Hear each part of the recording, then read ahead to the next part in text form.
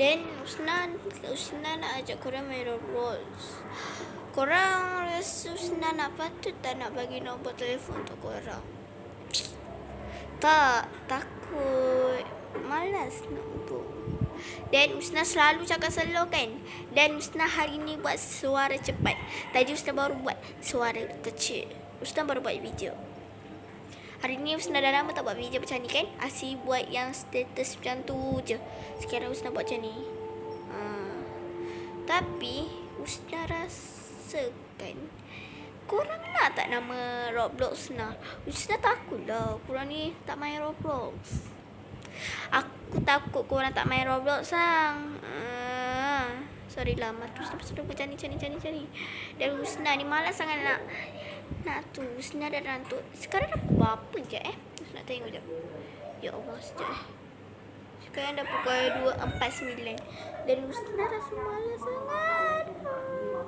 Dan Usna rasa Usna nak buat video tapi malas. Sekarang Usna baru buat video. Dan korang kena makan dulu. Sebab Usna hari ni kena buat lama sikit. Sebab selalu Usna buat sekejap je. Dan korang nak tahu tak? Mana boleh tahu? Rahsia. Korang tahu kan Icha, Akila. Korang tahu kan video kawan Usna Akila? Dan korang nak tak nama kawan Usna Icha?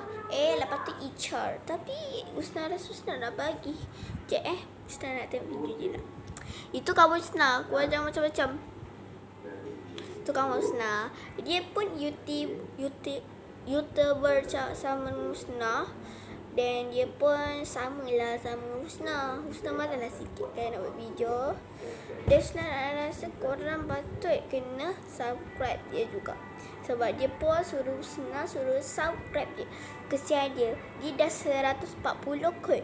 Dan korang tolong dia subscribe. Dengan Usna sekali. Kau jangan nak connect dengan dia pula. Sepak ke kau dengan ni yang.